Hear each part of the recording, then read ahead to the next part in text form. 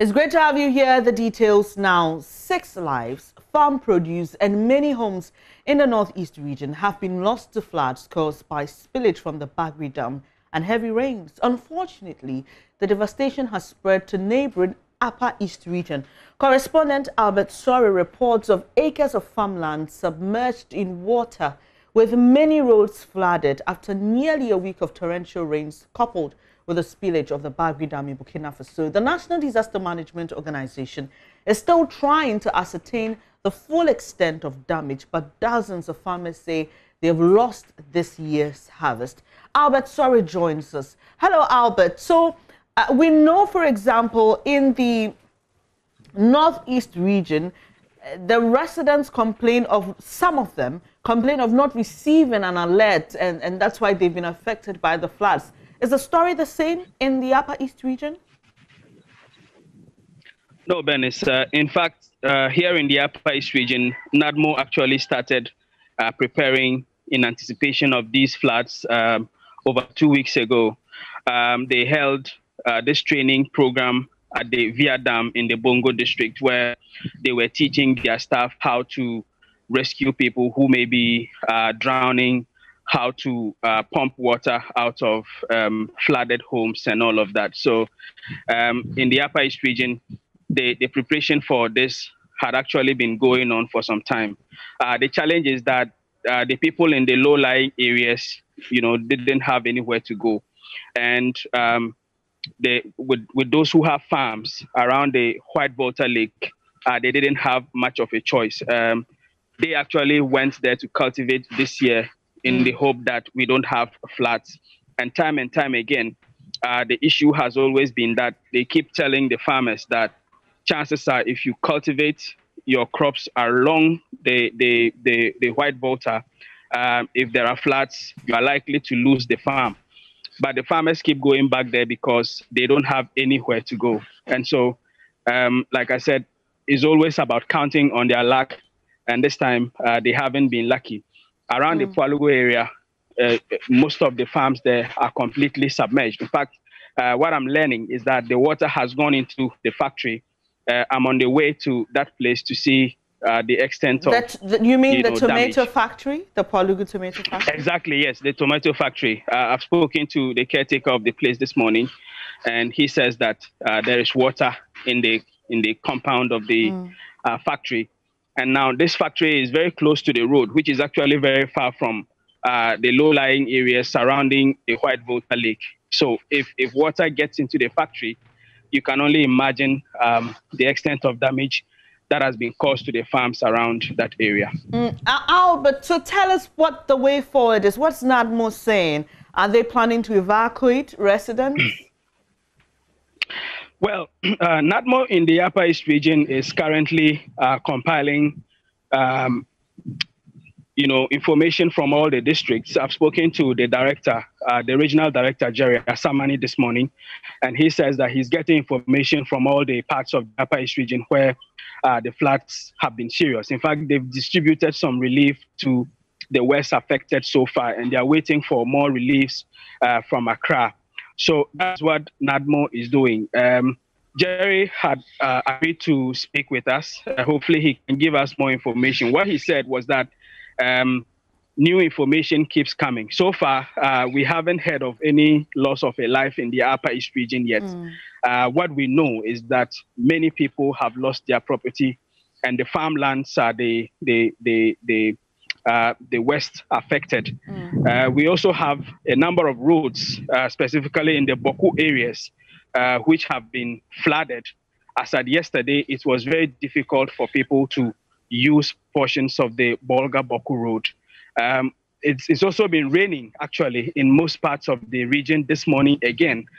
So NADMO is still doing their checks, and they will inform us as time goes on, as the day goes by, exactly the extent of damage that has been caused. All right, Albert, you spoke about NADMO planning to send in some relief items, but let's focus on the problem and how government over time have tried to solve the flooding caused by the Bagri Dam spillage.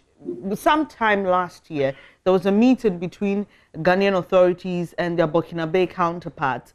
And also, we know that the Pwalugu Dam was supposed to serve as a receiver, sort of the water coming from the Bagri Dam spillage. How do residents feel about this perennial problem, even though there are efforts underway to solve it, though slacking?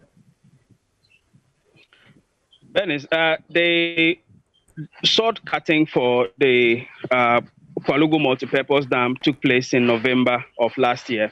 The construction is going to take some time before this dam is ready to serve its purpose.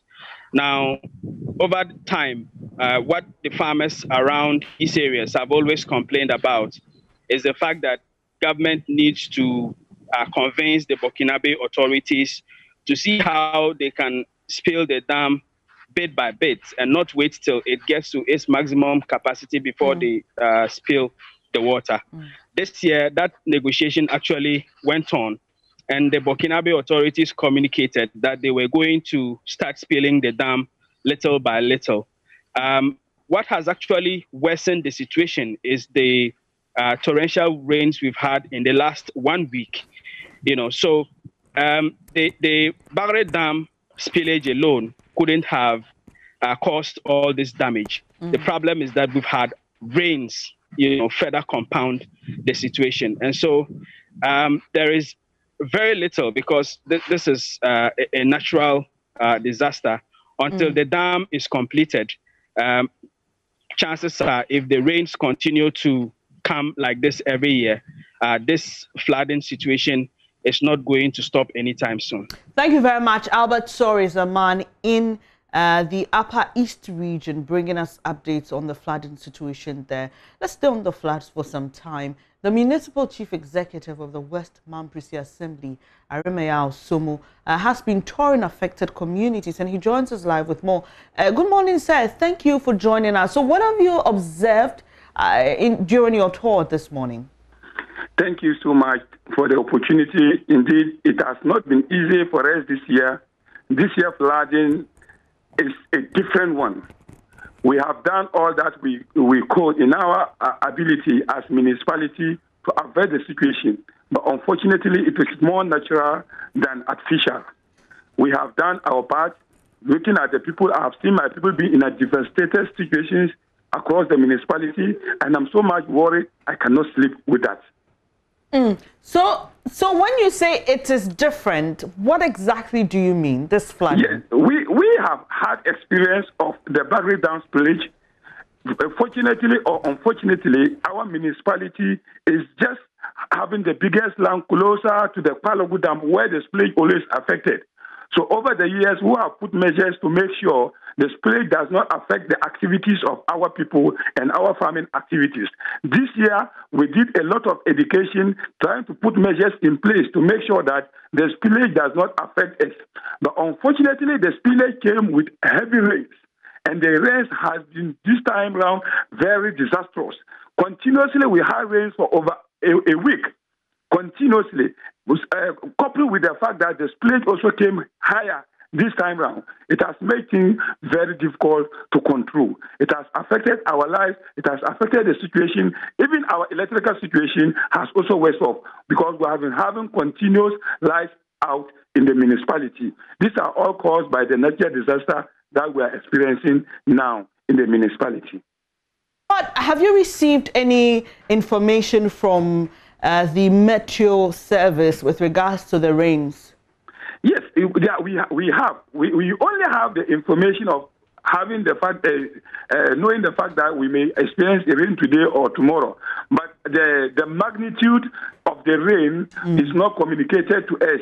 Besides that, looking at our people who are illiterate, they may not be able to understand the real situation. They look at how the sky comes together, the clouds come together to give rain. They don't look at what the meteorological agencies advises. However, we have also put measures in place through our NADMO unit and other units to make sure we put measures in place and then we avert the situation. Indeed, this year's situation has been different because it came with a different dynamics. Okay. And that is what is affecting us now. Mr. Remaya, we spoke to the Minister for Works and Housing on the Super Morning Show on Joy FM this morning, and he is suggesting that the residents relocate. Is that possible? Very possible. His suggestion is just exactly what we are also suggesting in the West Mampose Municipal Assembly. Communities like Namiyala, Joe, and other places, definitely we have to relocate them. Fortunately and unfortunately, as part of the construction of the Palugu multipurpose dam, those communities are also going to be affected.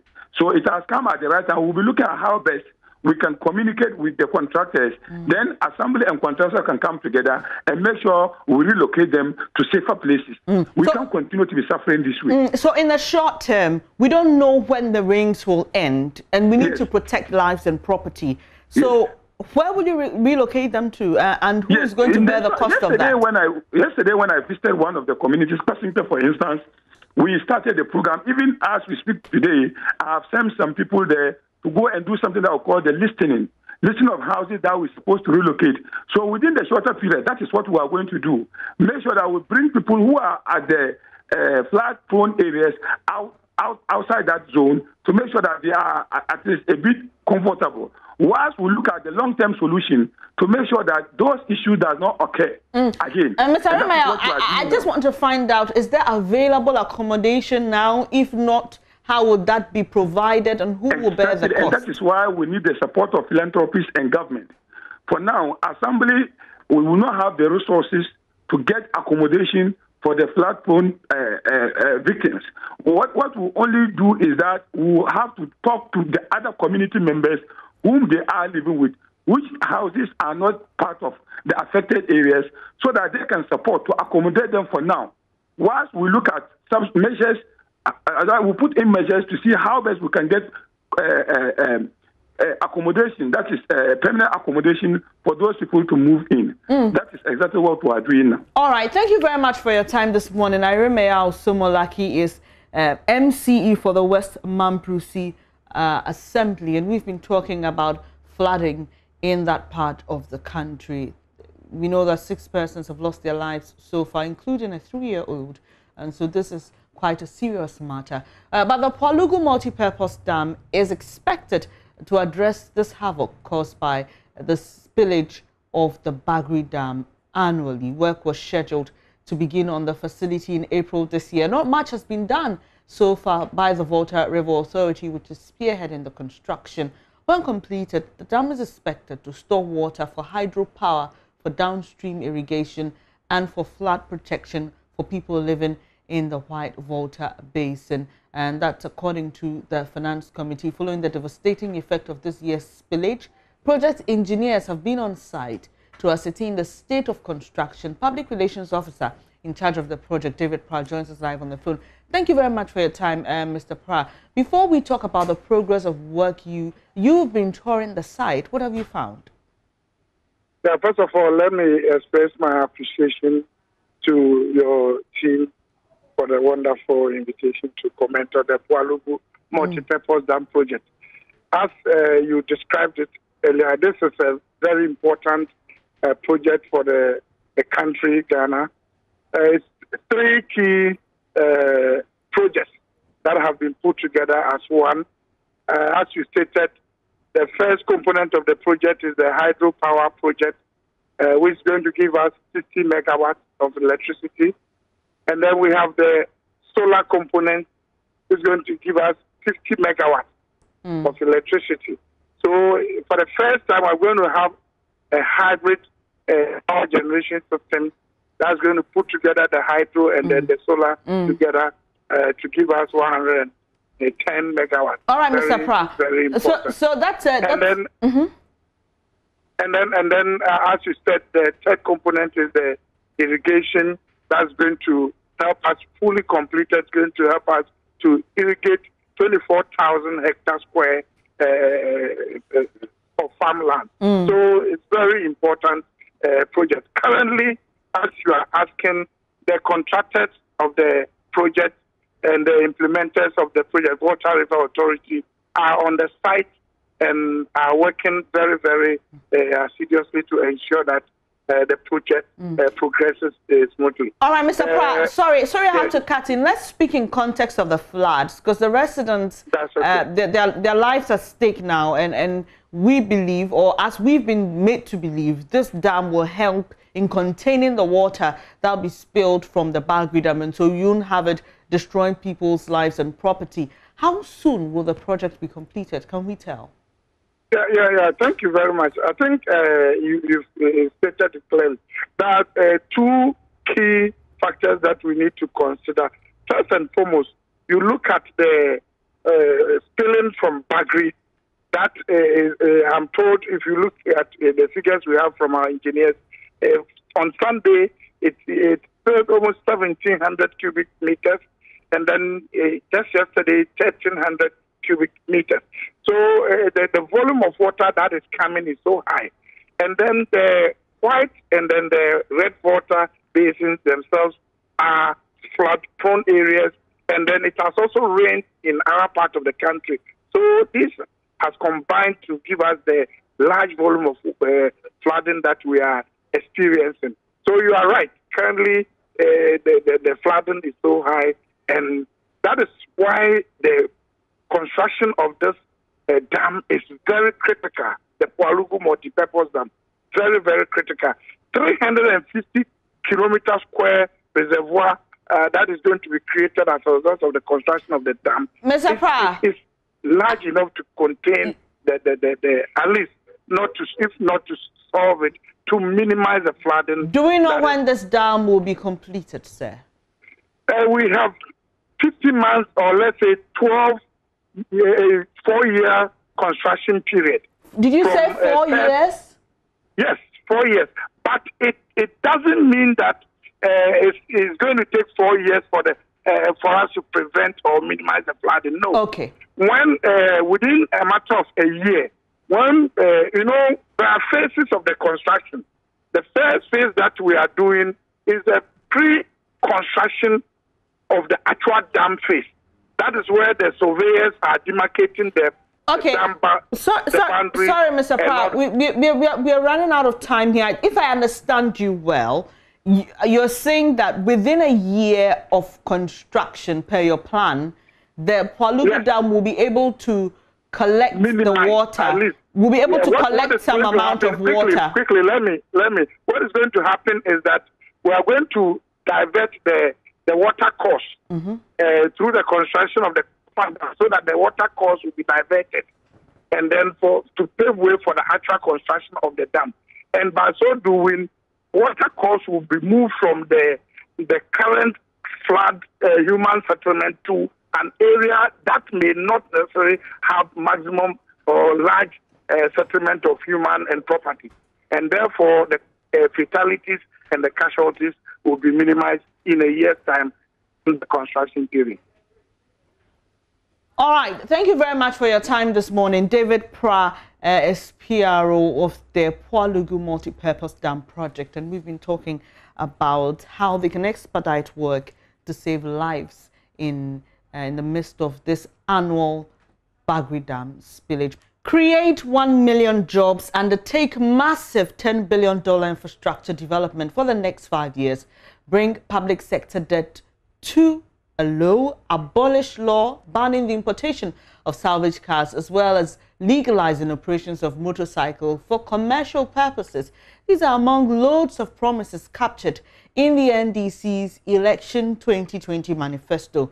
Outdooring the document dubbed the People's Manifesto Monday night, the NDC's flag bearer, John Mahama, said December 7 election is a critical rescue mission from the abyss into which he says the country is fast sinking. For him, the country has a choice to make in December to restore hope and integrity, which he believes is currently lost under the Akufo-Addo-led government.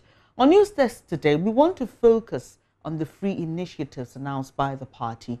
On education, the NDC's running mate, Professor Nana Jinopoku-Agyemang, announced the party will slash by half tuition fees for tertiary education in the 2020-2021 academic year. We know how COVID-19 has impacted an already weak economy and personal finances. And we must not let this become another barrier to opportunity. That is why the next NDC administration will absorb 50% of fees for tertiary students for the 2020-2021 academic year as an incentive to mitigate the effects of COVID-19 on students and their families.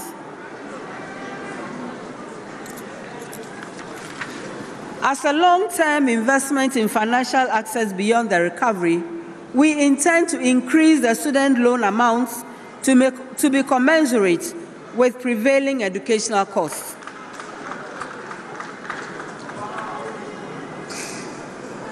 We will restore the Student Loan Plus initiative that we created, which takes care of newly admitted students who are facing financial difficulty even in paying the admission fees.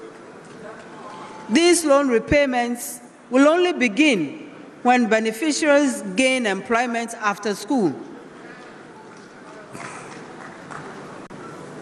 We also recognize that many inequities that virtual learning during this pandemic has laid bare.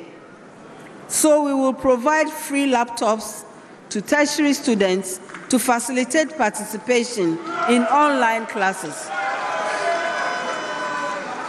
We will also establish free Wi-Fi zones in all public and private tertiary institutions, universities. Our commitment to increasing access to education is at the heart of our free TVET policy. It is a plan to provide the free technical and vocational education at the secondary and tertiary levels. So there you have it. I'm sure you picked up a lot of the freebies. I've been joined by MP for Ketu South and member of the NDC's Finance Committee, Fifi Kwete. We also have MP for Ashaman, Ernest Nogbe, and Kofi Asare, Executive Director of Africa Education Watch. And these gentlemen are going to be touching on different aspects of the manifesto. But let me start with you, Mr. Kwete. Freebies. So roughly we pick about 18 free initiatives or free promises there. You just had the running mate to your flag bearer say free laptops for tertiary students, free Wi-Fi zone. There's also free primary health care for all Ghanaians. And then there's a slash of 50% of tertiary tuition fees for tertiary students for the first academic year. That's 2020-2021. Okay. Free training for Kaya year as well. Just tell us how the party intends to fund all these. There are very many viewers, and let me begin by saying that we do not presume that it's going to be an easy journey. There's no easy journey at all. But you must appreciate that over the period that NDC, especially during the period of President Mahama, was in office, the total resource envelope that was available to us, and when I mean total resource envelope, what I mean is if you add our taxes, you add all the grants, all the revenues, you add, the borrowing, oil revenues, and all of it, everything together, the total resource envelope that was available to us was, let's say, in the region of about 190 billion cedis.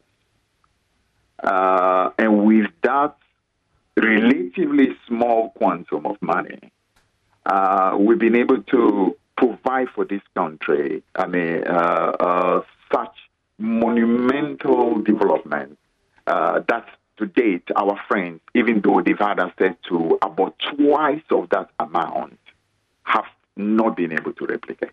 Now, what it simply shows is that we have shown efficiency. We have proven that even with relatively small amount of money, so much more can be achieved. Now, over these, let's say nearly 3.5, getting to 4 years, our friends have had access to about twice the total resource envelope that we had. And with that, they still cannot point to even one school that they have been able to construct, one secondary school constructed, one hospital that has been constructed. You can actually point to what you call the capital project that they've been able to do, not just at the national level, but also at the smaller level in terms of the sub-national level. Now, so that is the beginning point, that we have a track record of being able to deliver a lot, even with relatively smaller resources. All right. Now, some of the initiatives you've mentioned, for example, when you're talking about the free primary health care, you go through our manifesto properly. We absolutely said that it is time for us to start looking at this important aspect of our national life and see how it is we can start devoting some oil resource to making sure that the most important thing, which really has to do with health and life, is secured. And so that definitely is not one that really requires so much struggle to see how it is. All right, Mr. Kwete, I remember in the build-up to the previous election when the NPP kept advocating and pushing its free SHS agenda, one of the criticisms was that there's nothing free, really. And so there was no need to push the free agenda. And there were concerns about taxes, which indeed we did see later on, the introduction of taxes, some of which have been scrapped. The minority in Parliament has been very vocal about that. Are you telling us here today, with all the about 18 free initiatives, we're not going to see the introduction of new taxes to cover the cost? We've explained already that, for example, relating to the healthcare, we are looking at using oil resources to help. That's one out of 18. Absolutely, and that's major. That's major because if they talk about the free primary healthcare, that actually is a major initiative that can be taken care of. Now, you must also appreciate that apart from what I mentioned, we're talking also about a country that has seen massive leakages. Now, over the period of these 4 years, I mean, you've had credible reports that point to the fact that we're talking about anything in the excess of 9 billion has totally been a massive leakage, all due to what I call loopholes that have been left as a result of massive corruption. Now, any government that intends to want to do the kind of development we have to do, you want to make sure you plug those massive loopholes. That's unfortunately that has been left very wide open for us to see the huge, what you call massive money that actually leak out of the system. That's another one. Now, the other thing you must also appreciate is that we, in power, prove to be that efficient that we manage to make a lot of our organizations able to leverage huge financing without having to depend on the national coffers. Let me give you a typical example. We turned Ghana Port and Harbour Authority so much around that by the time we were leaving office, that organization, together with its partners, was able to leverage $1.5 billion without needing government guarantee. All right. So, yeah. You understand? So it tells you about the efficiency that you need to bring in place in order to make what you call leveraging of resources much easier. The point you just made there takes me to my next question. So the $10 billion infrastructure plan, you're not going to resort to what's in government coffers. So I just want to believe that, right? Or you must appreciate that when it comes to the $10 billion that you mentioned here, is a major push towards transforming the economic infrastructure of the country. Now, so similarly, as you talk about, for example, what we did, it's not just with Ghana Port and Harbours Authority that we did that. A similar thing actually had been done even at the level of Gridco. We reached that moment where Gridco, on its own balance sheet, was able to get funding from Agence Française de Développement to be able to do projects on its own and pay without resort to government budget. The same with Ghana Airport. Ghana Airport, as transport minister, a lot of initiative we did, Ghana Airport did it on its own balance sheet without resort to the national, to government guarantee. Ghana Gas is another one. Ghana Gas became so massive as a result of the turnaround we did that Ghana Gas on its own could leverage billions in order to be able to. So I mean, it's about the efficiency we showed in office. On the back of that efficiency, a lot of leveraging can be done. And again, don't forget, we set into motion what you call the Ghana Investment Infrastructure Fund, which was not just simply money that we were putting together, but also money that was meant to enable a leverage huge capacity. And because of that infrastructure fund, you'll be able to amortize that using your infrastructure fund over a period. Mr. Kweti, I have to take the other guests I have on my show, but briefly, if what I'm getting from you is right, you're saying that you will not translate the cost burden of these free initiatives onto the citizenry via taxes. Yes, so what I'm saying is that we already have opportunities to be able to leverage for facilities without necessarily bettering the system. All right, thank you very much. And let me speak to Kofi Asare of Africa Education Watch. Mr. Asare, thank you for joining the program. We've been speaking a lot prior to this particular announcement. We dealt with the MPP's manifesto and education promises, but we are hearing about free tablets, free Wi-Fi, which we had in the MPP's as well, free laptops. The interesting bit is the extension of free senior high school to private schools in deprived communities. How does that, come to you as an educationist? Well, good morning and good morning to your cherished audience. Digitizing instruction, digitizing learning, and providing internet to facilitate instruction by virtual means is one of the strategies that all African countries are adapting in the wake of COVID. And we are aware that the World Bank is supporting the Ghana government to do similar with a 50 million loan facility. And so a promise or a policy proposal to continue the digitization of teaching, learning, and the provision of gadgets to facilitate such processes is obviously in the right direction. This should have been the trajectory we should have been charting, but unfortunately we never did so until COVID set in, and so it is an opportunity for us to move to the next level of digitizing our teaching and learning, so that natural disasters, conflicts, and other foreseen and unforeseen occurrences do not unduly disrupt our academic calendar. On the issue of expanding the free senior high school to include private schools, from the education perspective, there are two categories of private schools involved in the secondary education subsector. There are the high-end private schools, the category of Legacy, Christian High School, GIS, Tema International School, Akosomo, etc. These are high-end elite schools, and they are about 30% of the total number of secondary schools in the secondary sector.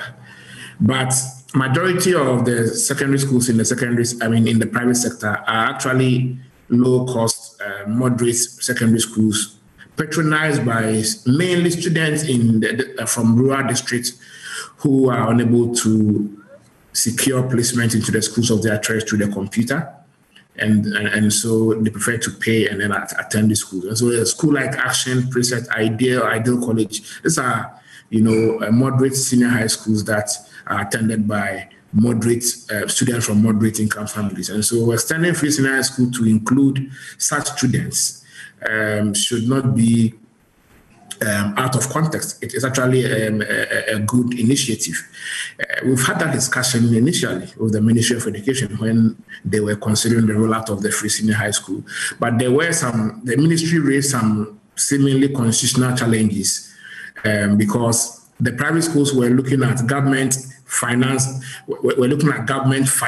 the entire school system, okay? But then there were proposals from private schools that suggested that government could just pay, if the cost of free senior high school a year is 2,000 Ghana cedis, government could just pay the 2,000 Ghana cedis and then compel them to accept it as the 100% school fees, not to charge anyone any extra fee. If you accept what government is able to offer, then government will go with you.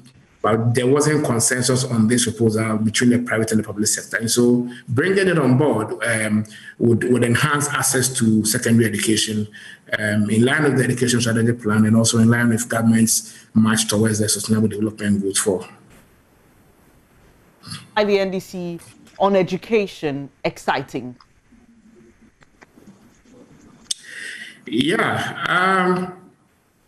Obviously, normally when you're in a position, if you study the trajectory of election promises, normally the opposition parties have a lot of enticing promises.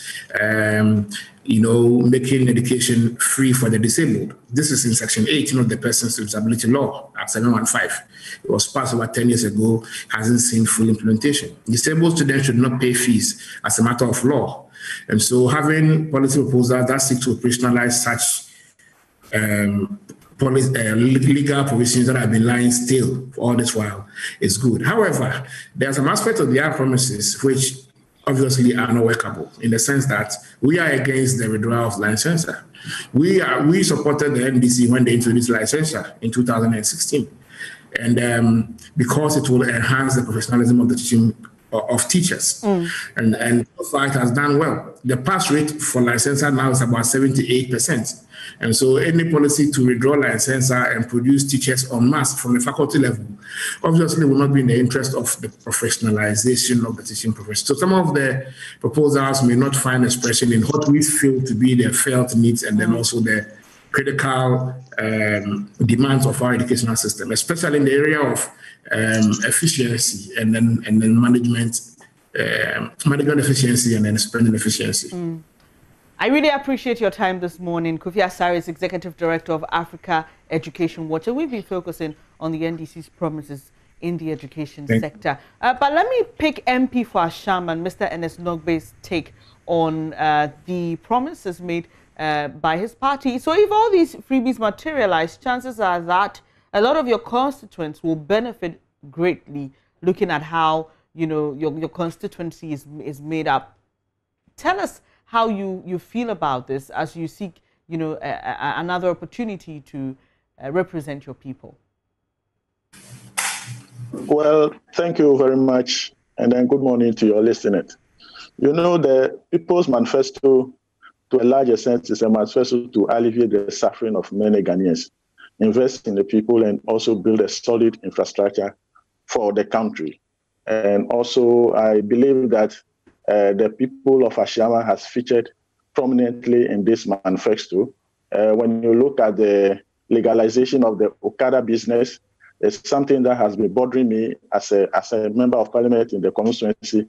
And so with the mind that President John Dramani Mahama, come 2021, will legalize and regulate their activities, it's a time for jubilee. And then I can assure you that the people of Ashaiman, especially the Okada riders, are so much happy about this promise made to them by former President John Dramani Mahama. When you look at the situation where he said they will be building some ultra-modern market in some specific areas, such as Adan, Ashaiman, Aplau, and some other areas, Ashaiman has featured once again in that aspect too, which we are so much happy about it.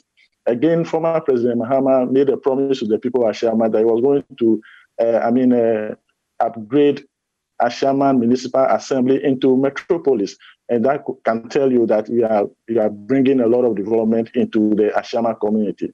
What gladdens my heart most is the free apprenticeship. Ashaiman is just like a dormitory town, and that serves the communities, especially the working force in Teman municipality or metropolis. So we have a lot of people, artisans, etc. in Ashaiman, and so therefore this promise that there will be free training.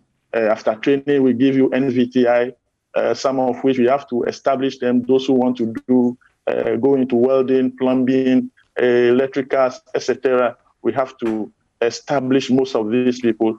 And those who can work in the formal sector, we train them freely and also invest in them so that the formal sector can absorb these people. And Ashaiman is a place where most of the youth are into artisan and then artisanal activities. So talk of carpentry, talk of other issues. So it's a call that each and every one of us are very much happy about in Ashaiman. Right. And as a member of parliament, my duty is to make sure that we also get our share of the cake. And definitely I will do that and bring that development to Ashaiman. Thank you very much for your time. That's MP for Ashaman NX Nobe and a member of the NDC. But let me take your final words, Mr. Kwete. It's interesting that the NDC has a lot of free initiatives, considering the criticism against free SHS. But you've explained to us that the cost burden will not be put on the citizen. So we have gone through some of the highlights of your manifesto. If you were supposed to speak to a voter in a minute, what would you tell them about this manifesto and what it will do for the people of Ghana? In a minute, I would say that this manifesto, we are calling it, it's a manifesto by the people, for the people. It basically seeks to address what I call the bleeding of our people. Okay? For example, small businesses, which remain in every economy, the real economy. Even when you go to America, they will tell you that the whole American economy is turning on the back of small businesses. And the Kenyan government has paid a lot of lip service to small businesses. We are talking about the fact that when we come, we want to address a basic issue that has to do with, for example, small businesses employing less than 20 people should absolutely not have to pay corporate income tax. All right.